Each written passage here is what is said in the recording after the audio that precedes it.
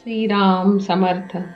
सद्गुरू श्री ब्रह्मचैतन्य महाराज गोंदवलेकर यांचे प्रवचन दिनांक 27 एप्रिल.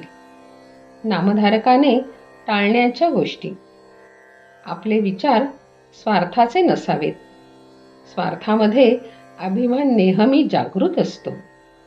स्वार्थी मनुष्याला जगात सुख मिळणे कधीही शक्य नाही. नीतीची बंधने पाळा. परस्त्री माते समान माना. प्रपंचात एकपत्नी व्रताने राहणारे गृहस्थ लोक ब्रह्मचारीच होत. परद्रव्याची अभिलाषा धरू नका. त्याला विष्ठे समान माना.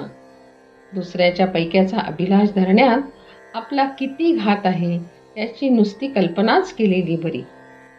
परस्त्री, परद्रव्य यांच्याप्रमाणेच परनिंदा ही अत्यंत त्याज्य गोष्ट आहे.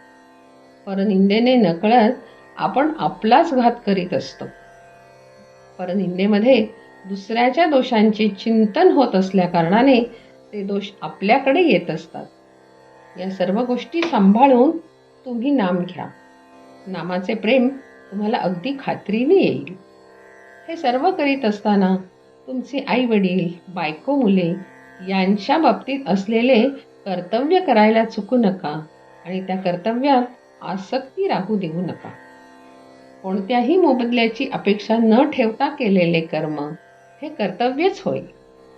ते कर्तव्य सांभाळून नीतिधर्माने वागून आपला प्रपंच करा आणि भगवंताचे स्मरण ठेवा. मग तुमचा प्रपंचच परमार्थ रूप बनून भगवंताचे प्रेम तुम्हाला मिळेल हा माझा भरवसा तुम्ही बाळगा. प्रपंच हा मिठासारखा आहे. भाकरीत मीठ किती घालायचे असते तर अगदी थोडे, फक्त चवीपुरते. परंतु आपण मिठाची भाकरी करतो आणि त्यात परमार्थाचे चिमूटभर पीठ टाकतो.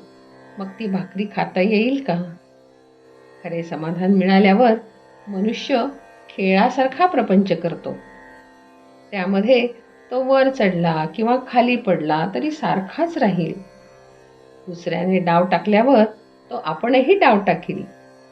पण डाव हरला किंवा जिंकला तरी त्याची त्याला पर्वा राहणार नाही. प्रपंचात अनेक वस्तू आहेत, पण भगवंताजवळ एकच वस्तू आहे. प्रपंचात कितीही वस्तू आणल्या तरी त्या पुऱ्या पडत नाहीत. कारण एका वस्तूच्या आणण्यामध्येच दुसऱ्या वस्तूच्या आणण्याचे बीज आहे. पण भगवंताचे तसे नाही.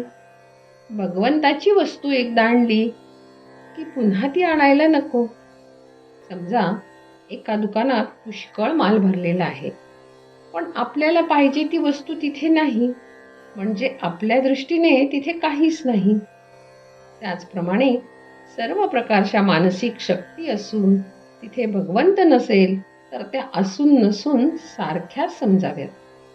परमात्म्याला प्रपंचरूप बनविण्याऐवजी आपण प्रपंचाला परमात्मरूप बनवावा.